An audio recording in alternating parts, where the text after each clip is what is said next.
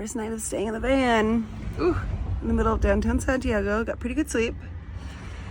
Felt pretty safe, which is crazy. We're like in the middle of downtown. But I'm realizing now that my hair growing out is gonna be so ridiculous in this van. Because I care so much less about what it looks like in the back. And right now I don't have mirrors yet. So I'm just gonna let it be weird. And everybody else in the back of me is gonna have to deal with it. Van life. The dogs and I were just chilling, and despite all the traffic noise you can easily hear, we felt really comfortable. I was just relaxing and taking a breath and just being so grateful to finally, after so much time and so many months of looking for vans, to just finally be here and have arrived at this moment that I'd been thinking about. We kept staying around Santiago because I had a friend who was going back to Seattle and was picking up a piece of luggage for me, some clothes and some items that I had stored there. So we were waiting around Santiago. We were waiting around Santiago for a little bit until he came back and got us that package. So today we really didn't have much to do, so we were just chilling. Okay, we can't just be barking to it. The whole deal about it is we have to be stealth. We have to be secret. We have to be invisible, Toby. Nobody's supposed to know that there's people and there's humans and there's beings in here, okay, Toby? We have to be secret, Toby, so nobody can. Okay?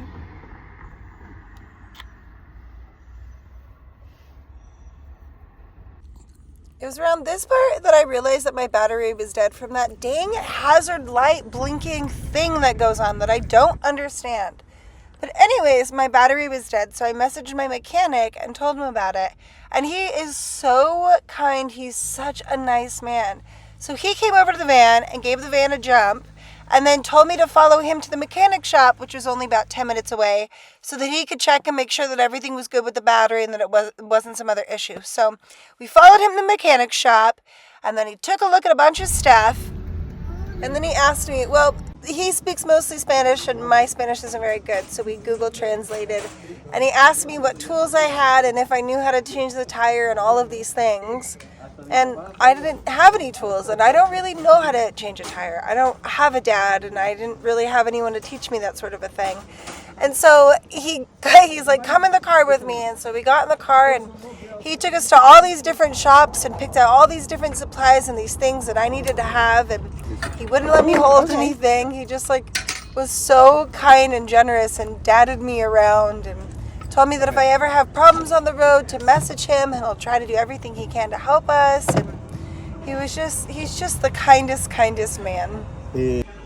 After all of that kindness, he even bought me lunch with the rest of his workers. And then he had one of his workers take me to a lot nearby that I could pay to park in that had 24-hour surveillance so that I would be safe right there. The best mechanic, best people, so kind. Later in the evening, I got word that my stuff had arrived from Seattle, that my friend was back in town. Do you remember that? So I figured out the metro system, and I went over to his place. We shared a glass or two of wine. I picked up my stuff and came home and had a whole unboxing party with the dogs. This pillow is actually pretty crazy. This is the pillow that I slept on every single day, the 76 days that I was in the hospital in 2020 after that car ran me over. So this pillow has held so much emotion. And then for the year after that, I was trying to relearn how to walk. So this pillow has held so much pain and emotion and just heart for me. And I can't believe it's back with us now in the van. Anyways, that was day 2 of our drive around the world. Come back for day 3. Bye.